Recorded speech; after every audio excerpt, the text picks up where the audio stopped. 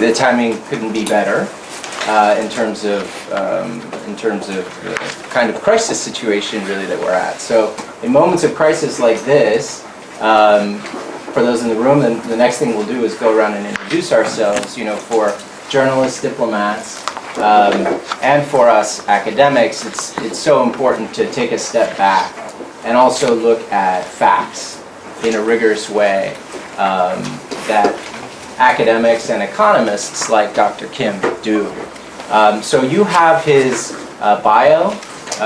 He, you know, has, as a Yonsei man, it pains me to say, he has the ultimate pedigree of Seoul National University degrees for his undergraduate and master's work, and then he finished up at the University of Oxford. And he's back at Seoul National. He's been back for some time. He's a professor in the Department of Economics. I've heard him numerous times in conferences, as I'm sure many of you have, talking in particular about transitional economics and how North Korea, where it stands in a process of transition. So he brings some real formidable expertise to this topic, and we're very, very lucky to have him. So before we let him start, he's going to talk. He has a prepared presentation. You should have been able to pick up a printout of it. This is on the record for journalists in the room. You're free to quote away and then, of course, attack him afterwards for more material.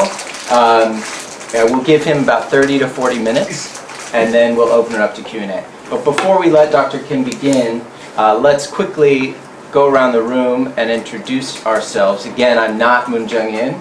If I were, I would introduce all of you from memory. But alas, you'll have to introduce yourselves, starting with this guy over here who looks familiar. Okay. Alistair, do you want to get us started? Sure. I'm Alistair Galen with the Wall Street Journal. Jean Lee, I'm a recovering journalist.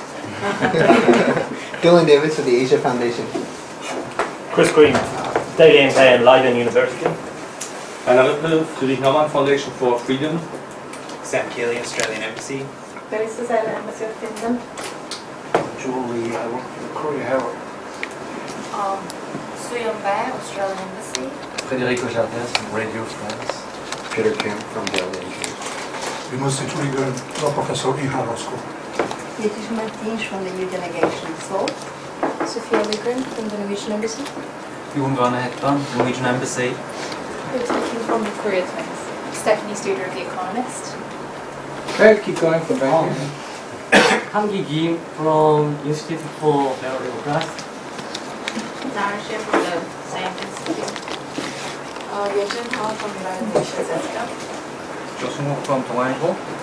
Sven Szezecki from Friedrich Hitler Foundation. Yente from same origin. And Daniel Mappe from Colombian Embassy. Byung at the Seoul University. Steve Hammers from the BBC. Magdalena Val from the United Foundation. I'm Sutton Chang from Korea Institute of Nuclear Security and Non-Proliferation. Angela from the same institute. From the same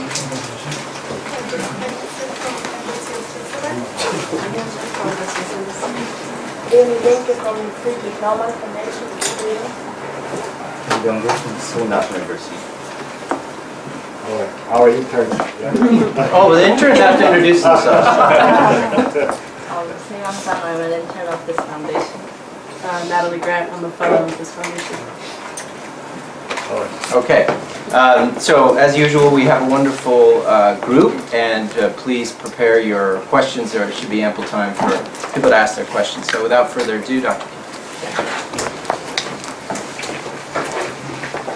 Well, thank you so much for inviting me to the EAF. I'm very honored to give my talk about North Economics Day. My presentation will be divided in three parts. The first part, I talk about stylish facts of the economy, followed by challenges faced by the economy, and lastly, I talk about prospects. Sorry for the small fonts. Is it okay? Is it legible from backside? Okay. I studied Soviet economy for my PhD, and I know about the Stalinist type of economy and many East European socialist states. But North Korea economic system is quite peculiar, like very unique in current stage. Soviet Union, for example, the share of the informal economy in the 1980s was about 20%.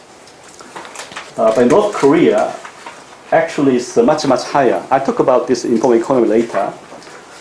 But before this emergence of informal economy, the system has been basically stagnating, been declining. So the crisis of North economy has been starting, say, in the 1960s.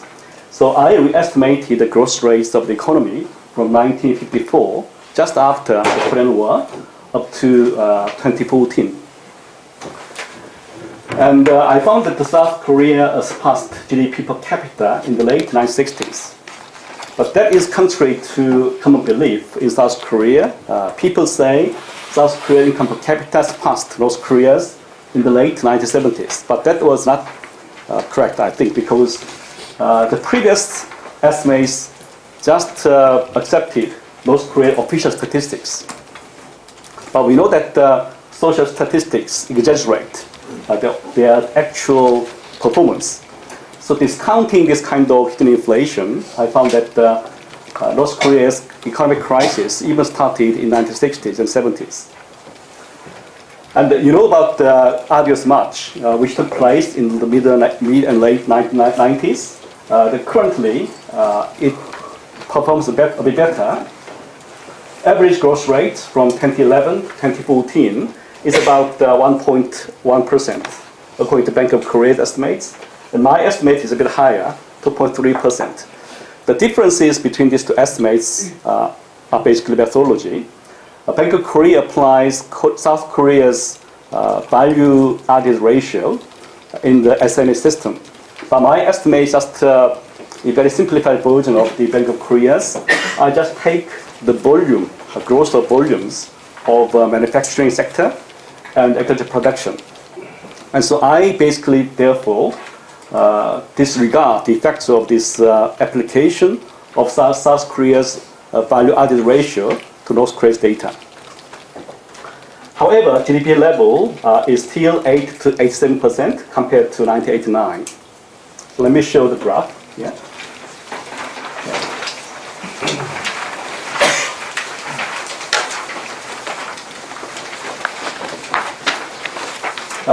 Start from 1989.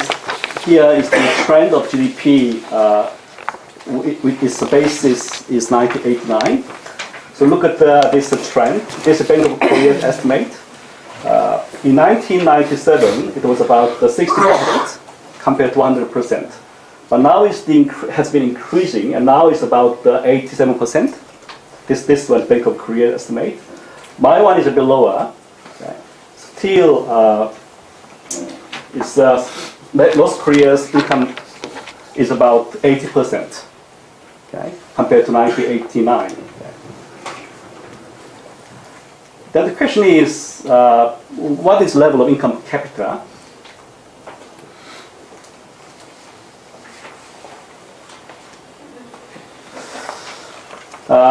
Now is the Bank of Korea does not publish income per capita in US dollars. It just publishes income per capita in South Korean won. I estimated North Korean income per capita in 2014 is about $754. So North Korea's income per capita is about 2.7% of South Korea's. So look at the gap between these countries. We started from the same level in 1954, perhaps, but there is wide divergence of the income per capita between the countries. In North Korea's income per capita is about 165th of 183 countries, according to World Bank data. Mali and Nepal have a similar range of income per capita.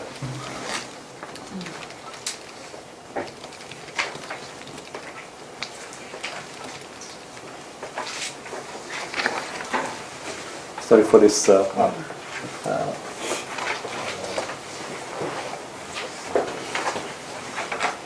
Okay, now I got clue. Okay, just to target this one, not this one. All right, yes, that's better. Right, this shows the trend of growth rates. You see here, up to 1997, the growth rates of North Korea GDP have been negative sign. It's recovering from 1998, and then from 2011 and 2014, it has been recording positive growth rates. Okay, the second status fact is the informal economy is highly marketized country. A majority of households rely on market activities for survival.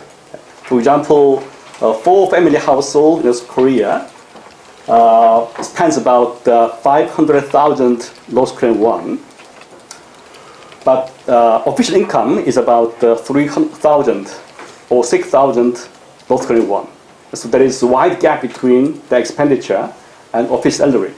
And this gap has been compensated, made up by informal activities. The informal income is 7 to 90% of total household income. It's quite informalized country. Some people accumulate a large sum of money by market activities and trade with other countries. And nowadays, perhaps you have heard about the Donju, who are private financier. They finance some private activities, even some government projects. I can say the country is fairly decentralized to some extent because of the lack of financial resources, the control of regions and state institutions. Let me show this first. Okay. I surveyed 176 firms in China, especially in Byung, which is located just across Sinju. These firms do businesses with North Korean institutions. So I surveyed these firms and then published a book I brought here to show you. This is published just 1 month ago. Chinese trade investment with North Korea from surveys in Bandung. Okay? But it's all in Korean, I'm sorry. But you have good translators, I hope. But these Chinese firms do businesses with North Korean institutions and firms. But North Korean firms belong to institutions in North Korea, and there is no kind of central control of this kind of activities. For example, some firms are affiliated with the army, party, cabinet, and regional governments. The reasons is that basically the central government cannot control of these institutions because of lack of resources, and therefore it let these institutions survive by themselves by engaging businesses with other countries, by making money in other countries. So some firms belong to army, party, cabinet, regional governments, and these are ethnic classification of the firms in Bandung. Some firms are Chinese-owned, some firms are Chinese-Koreans-owned, Joseonjok-owned, some firms North Korean Chinese-owned, Joseon Hagyeol, some firms are owned by South Korean associates.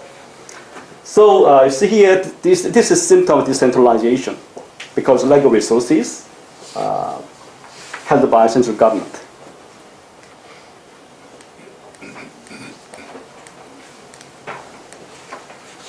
Okay, this is the share of informal economy in total house income, is 70 to 90%.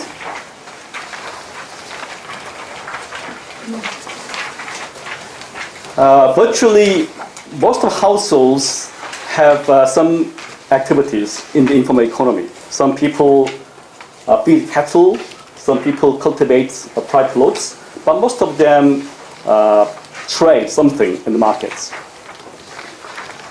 This shows participation rate in informal economy according to several classifications. For example, Workers' Party membership. Some people belong to Workers' Party, members, non-members. This shows participation rate in informal economy, but there is no difference between these two groups in terms of participation rate. So not only non-members Workers' Party, but also members participate in informal economy. Virtually everybody has to work in informal economy to survive, to make money. Again, there is no differences in terms of education level, okay? Up to high school, college, university, above.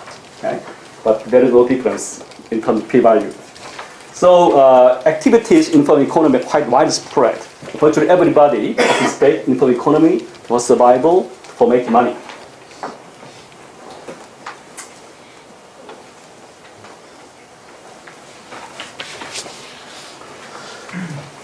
Okay, then we ask question, what is the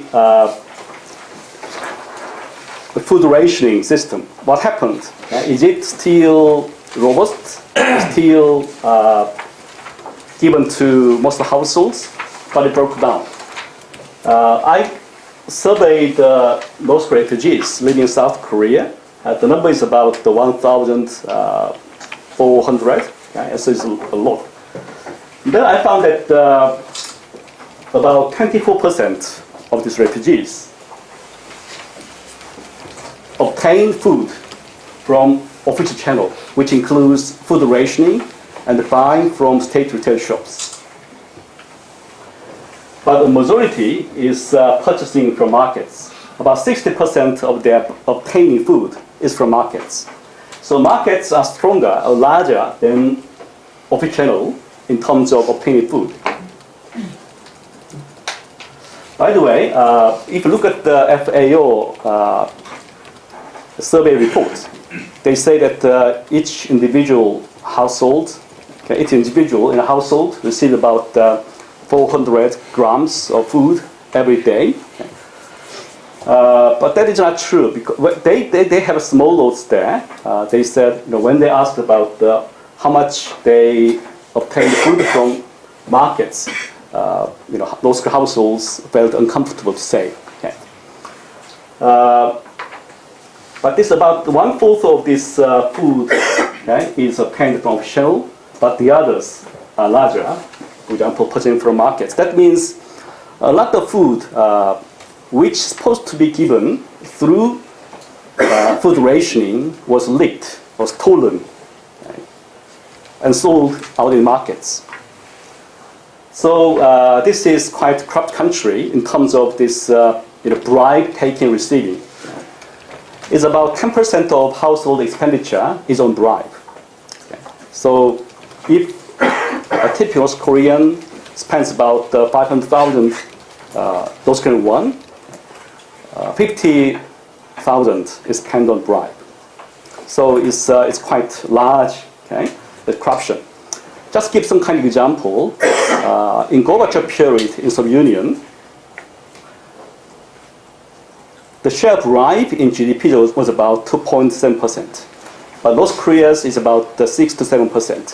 So it's a lot of simplification. But here, if we cite North Korea's, compare North Korea's with Soviet one, North Korea's corruption level is 3 times as high as Soviet Union in the late perestroika period.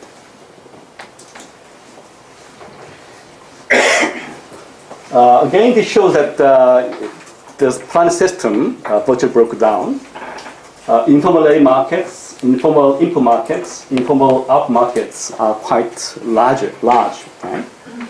23% of workers do not go to official place. Instead, they go to marketplaces, and they pay the money they obtained from markets to pay to managers or official funds. Informal input markets about 24% to 60%. Informal out markets is 14% to 44%.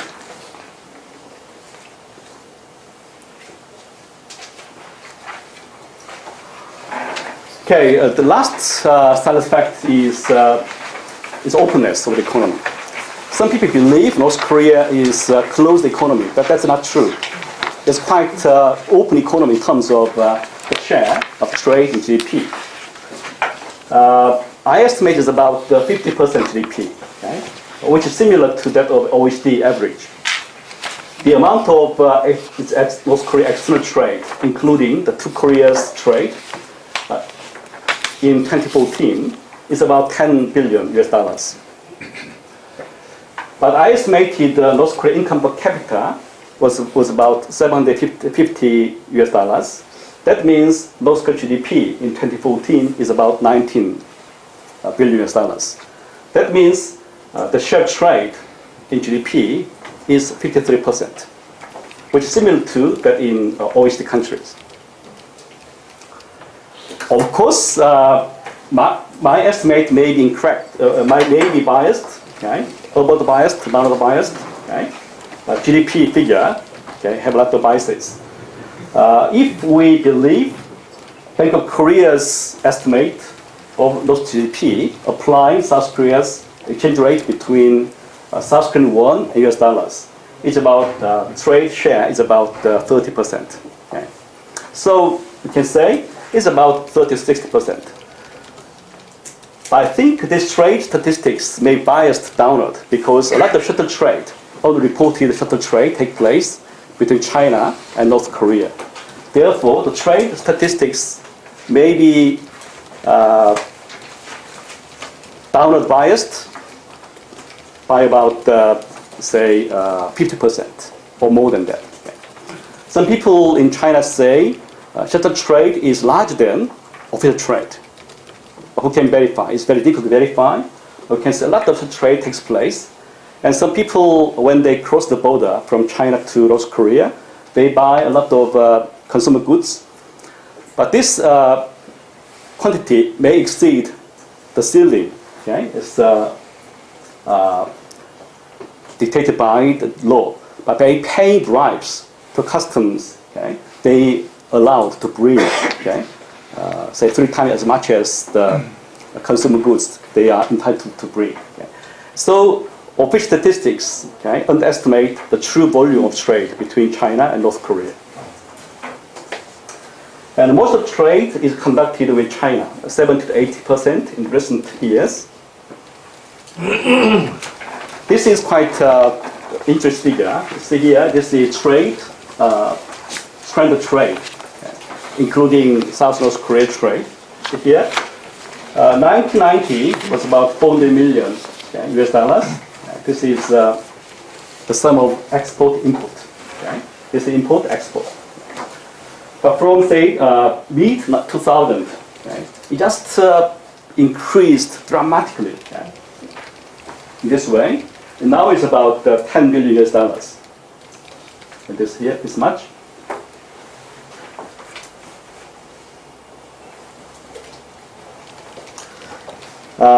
The share of trade by country, for example, Chinese share is about 70 to 80% in recent years. South Korea's is about 20%.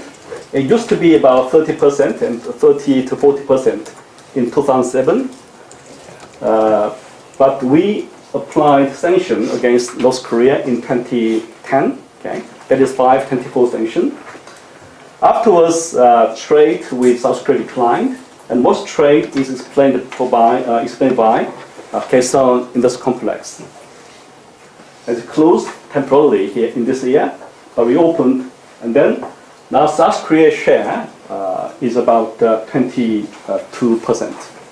But Chinese one is 70%. Japanese is negligible. Okay. Japan applied sanction in 2003. So afterwards, Japanese trade with North Korea disappeared.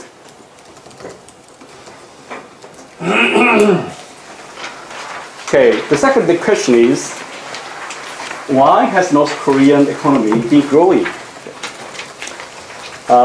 Bank of Korea and I estimated positive growth rates from 2011 to 2014. What happened? And South Korea applied sanctions against North Korea in 2010. But in spite of the sanction, it still has been growing, okay, up to 2014. What happened? I here provide three hypotheses. The first one is trade effect. The second one, marketization. The third one is economic policies. Economic policies implemented by Kim Jong-un, some of these are sensible. For example, there are certain reform in agriculture, and that decreased the number of households who are responsible for a unit of land, okay? And provided higher incentives for farmers to work harder by giving them a bigger share of the output. Okay? This is a sensible reform. And also, Kim Jong-un implicitly recognized market activities. From 2005 to 2009, there was repression on market activities, and Kim Jong-il tried to repress market activities, but that failed. The failure was picked in 2009 currency reform. But afterwards, Kim Jong-un has not imposed repression on market activities. So that may have impact on growth rates. Also, use of financial resources through donju, okay, informal financier. In North Korea, there is bank, central bank, but central bank does not play any role. They do not take deposits from households. Okay? Nobody wants to deposit in households. Their households do not want to deposit in a bank. Therefore, this official financial institutions basically do not work. But informal financier nowadays, are used to finance for some activities. That may have great good impacts on growth. Okay? I believe the first one, external trade is the biggest cause. I estimated the relations between trade with China and North Korea's growth rates, and I found that the North Korea export is positively correlated with GDP in the long run. And last year, Byung estimates the co-integration relation. Okay, you better forget about this co-integration. What does it mean? Anyway, it's long-run relations between the variables. Okay? And this long relations is found. GDP is affected positively by export, negatively by import with China, and capital import. Okay? So my interpretation in this equation is as follows. There is 10% increase in export, increase in import, increase in capital import. Okay? But these two are cancelled out because both of them deal with import. So 0.187 minus, okay? 0.335 plus 0.129 is about 4.4%. Okay? And 10% increase in trade China, export to China, increases North Korea GDP by 0.4%.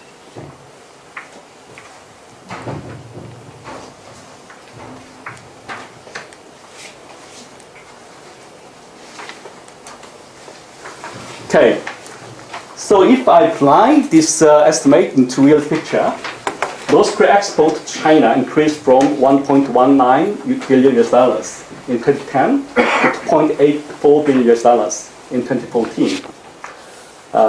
So the annual growth rate of export is 25%. Okay, for this from 2010 to 2014. Which translates into 1.1% increase in GDP growth rates. So external trade increases North Korea GDP by 1.1% per annum. Okay? According to Bank of Korea estimate, growth from 2010 to 2014, okay, I showed it's 1.05%. Okay? So if we believe Bank of Korea estimate, all North Korea growth can be accounted for by exchange trade effect. And trade just increase growth rates, that's it. Okay. If you believe my estimate, the external trade China accounts for about 50%. 50% is accounted for by exchange trade, 50% by other factors.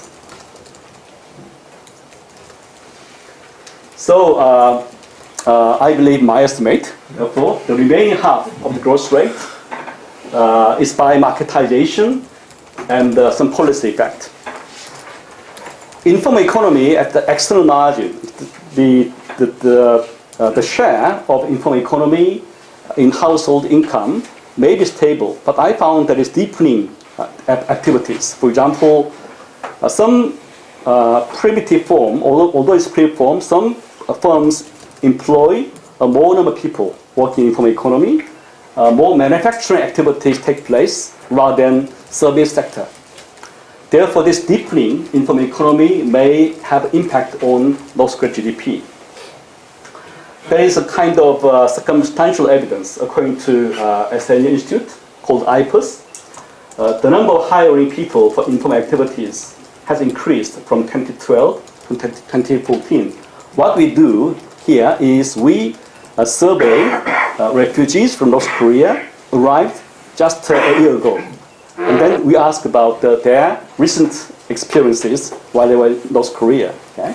So, although the number is small, about 100 to 140 is a very small number, but okay, there is trend. Okay? Activities are deepening. This might be affected by the implicit acceptance of these activities by the authorities. Okay? And Donju might have played some role as well. Okay? Overall, this will lead to increase in productivity, of course, but my presumption is that the extent might be not so large, because these activities are not legally protected, is not institutionally arranged. Therefore, these activities might be positive, but the effect is not great.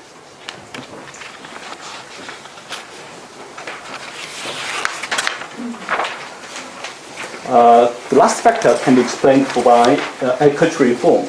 I talked about authorities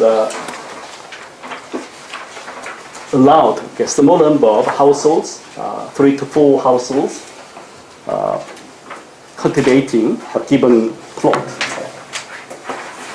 This is not decollectivization per se, because in China, basically collective farms were abolished in 1978. But North Korea, they still have a kind of collective system. Okay? But this collective system has been weakening because the number of households working in the same plot has diminished from 200, say, to 3 to 4 households. That boosts incentives for farmers to work harder. This mimics the household response system introduced in China in the late 1970s, but is a weaker form. Okay. But if you look at the Chinese experience, okay, initially this kind of decollectivization would have not yielded much increase in production, because the farms needed to verify whether authorities really tell the truth or really have intention to provide large incentives. Initially, people were not sure whether the intention of authorities was genuine or not. Okay? But if they found it genuine, then production increased a lot. Okay? But I think in 2012, say North Korea implemented this policy, and still North Korean households were not sure whether this policy would be really implemented or not. Okay? But although this is still verifiable, I say this reform has been has affected the growth rate positively. But how much? Controlling weather effect, I found North Korea's production agriculture has been increasing by 4% per annum. Okay? Then 4% means in growth rates is about 0.5%. Okay? Because the share of agriculture in GDP is about 29%. Okay? And 29% times 4% means about 0.5%. Okay? So my picture is as follows. Okay? I estimate growth rates from 2011 to 2014 is about 2.3%. Among this 2.3%, 1.1% is accounted for by foreign trade. 0.5% by agriculture reform. Okay? The remaining one is marketization and the others.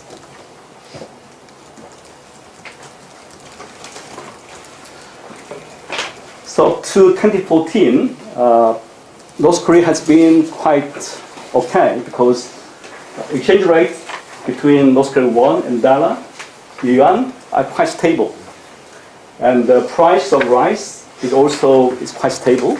In this case, there is ups and downs, but overall it's stable.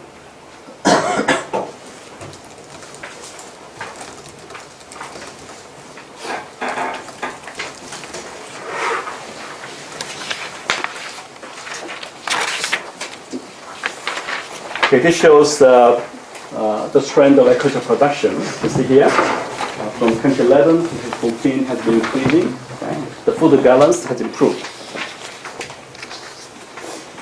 Okay, now, I think this good time has gone in North Korea.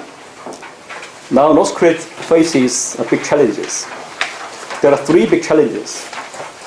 The first one is growth rate might declined last year. We are still waiting for the estimate of Bank of Korea. Okay. They will be announced in July sometime this year. And so 2015's growth rate is still unknown. But my guess is in negative domain. Why? First of all, trade statistics are released already. There was decline export to China and import as well. Okay. It decreased by 12.6% in 2015 compared to previous year. Why? It's because of fall in exports of iron and coal, which account for about 67% of North Korea's total export. Okay. This fall is due to weak demand from China, accompanied with the falling prices of natural resources. And these are more structural rather than temporary. And I think this caused a decline in growth rate by 0.55%. That is paribus, if everything is equal. Okay. Also, FAO estimated production agriculture dropped by 14% compared to last year. Okay.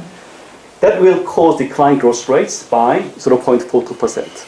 So if we add these two things up, okay, last year's North Korea's growth rate is minus 1%, if others are equal. Okay. So they will be in that domain.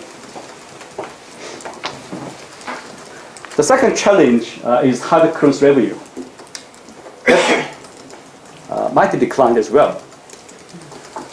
What are the big sources of this hard currency revenue? There are some illegal sources, but South Korean experts believe money coming from illegal sources are not that large.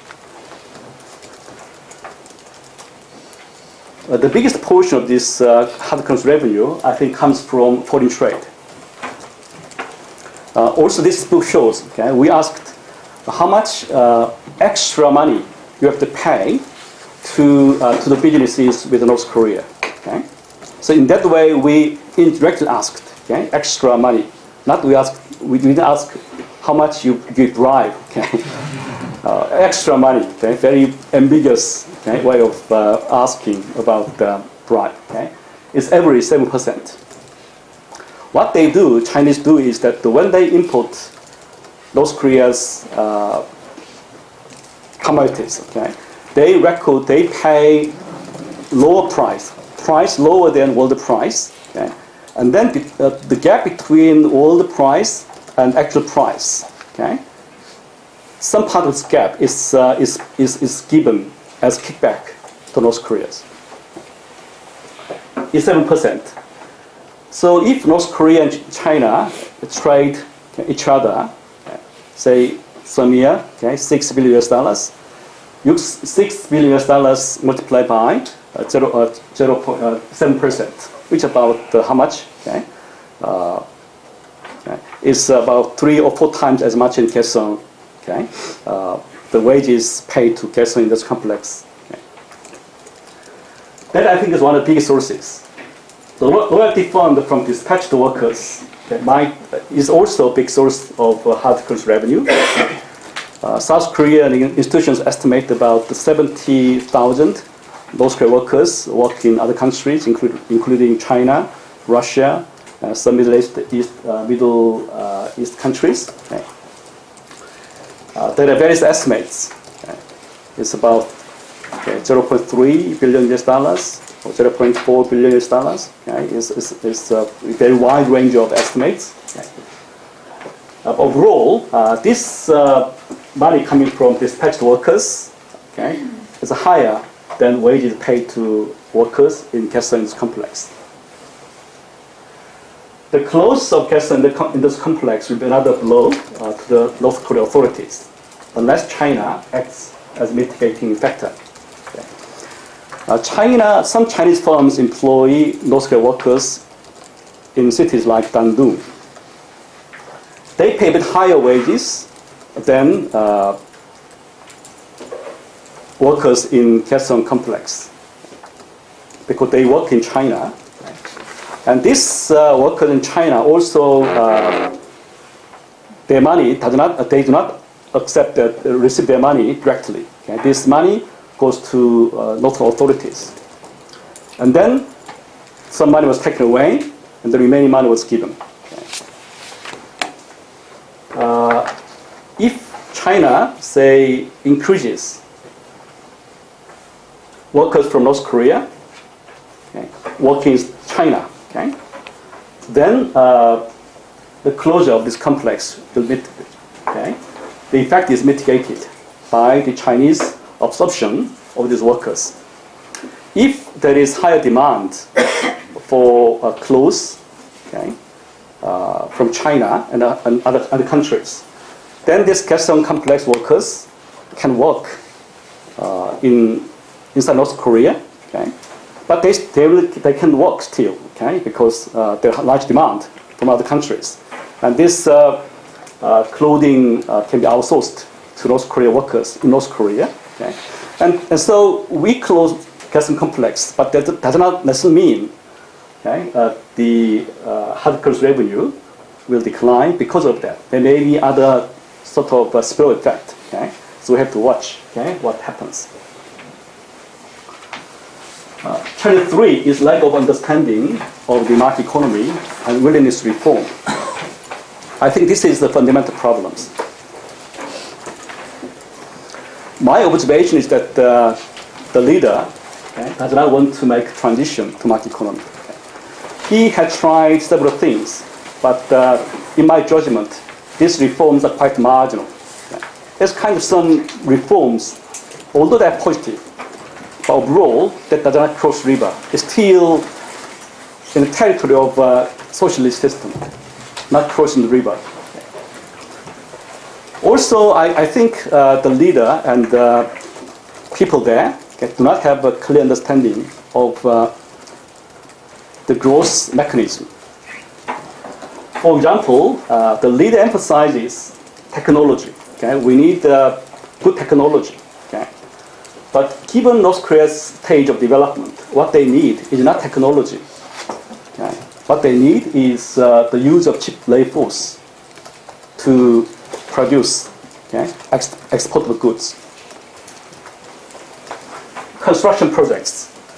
I was interviewed by one newspaper. I said constructions and buildings in North Korea, okay, although it look impressive, but that is symptom of disease, okay, not the symbol of success, okay, because the money has not spent. The money has to be spent on investments in firms, not on construction projects. And also, Kim Jong-un emphasizes import substitution. Okay, but what they need is export promotion. Money from tourism, but who want to go there to spend money? Okay? Big environments were not there. Okay. Development districts, they announced 19 districts, but because of lack of business environments, okay, virtually no investment. Okay. This all indicate, okay, the guy there doesn't have clear understanding on the growth mechanism. Okay. That is, I think, for that problem.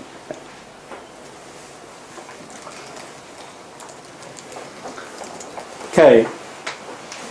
Now is the prospects. Okay. to what extent will North Korean economy grow?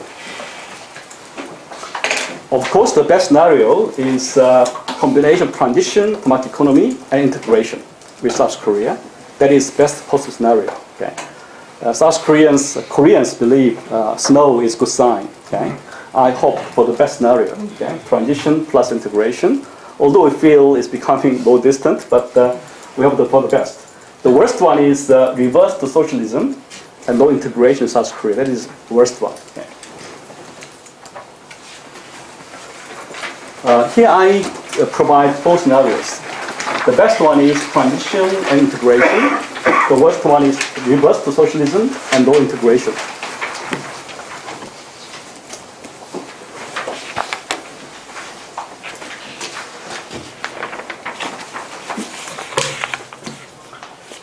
Two years ago, I estimated when the best scenario takes place, North Korea will grow by 30% per annum. It's a fantastic growth rate. The worst one is -10 to -5%. It's not sustainable. Transition without integration. North Korea makes transition market economy, but it does not want to integrate with South Korea. It's okay, 4 to 7% growth rate and sustainable. Limited transition without integration is 0.4%, not sustainable. I think until 2014, this is the case. Yeah. But it's not sustainable. Why? Well, this is the area of political economy. Okay? I have to be a political scientist as well as economist, okay, to talk about this issue. But I think when I look at all social countries, their transition, this market economy is not compatible with dictatorship. Okay. Some reforms are positive. Country reform and implicit recognition of market activities are good. The market trade activities may cause conflicts with socialist dictatorship in the long run. Okay. There was some instance like currency reform in 2009, Zhang's execution in 2013. I think this instance are linked with market activities and trade openness. This reform is obviously trying to hit hard market activities, but they failed. Zhang's execution, if you read North Korea's indictment document, okay, it said that Zhang acquired a lot of money from external trade. Okay. So this caused conflicts, competition among elites, and also people's mentality change. The elites compete for money, not for power. They become less loyal to the dictator because they want to maximize their benefits, monetary benefits. Okay. This means in the long run, the system is difficult to sustain. What I did is to survey and experiments of refugees from North Korea living in South Korea. Okay. What we did, we utilized some experiments, economics experiments. Also, we surveyed their mentality and social norms. And what we found is that there are two different types of those Koreans. Okay? Those involved in markets, those not involved in markets. Those involved markets are more pro-capitalist, right? Private ownership. Right? Involved in markets, they support private ownership more than those who are not involved in markets. Okay? They accept wages according to efforts. Okay? So efforts is the basis of wages. Okay? The support of this sentence is higher with those involved markets. Okay? So this market activity change social norms inside North Korea. Okay? Although they live in North Korea, their mentality comes close to South Koreans in the long run. The elites compete for money, okay, rather than on power. Okay. All these kind of things may have acted kind of dynamics in North Korea. I think the fear politics is kind of endogenous variable, the changing situation in North Korea. The dictator understands politics. Okay. So everything is against him. this kind of social dynamics, economic dynamics is against his power. And so he realizes fear is quite an effective tool to control society, to control the elites. But in the long run, anyway, he will die. And people are less likely to listen to him because money comes from markets, from trade. So in the long run, dictatorship may have conflict with this market and trade activities. My conclusion, I think I talked already many things. A fundamental problem remains. The lack of willingness to reform and understanding on the mechanism of economic growth is fundamental constraint. Also, pursuit of parallel development of nuclear weapons economy is not suitable. And North Korea currently faces challenges from decreasing foreign trade with China and hard currency revenue. So sanctions starting this year,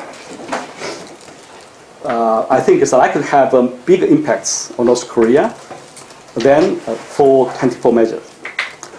For May 24 measure was imposed in wrong time when North Korea collected a lot of money from trade with China.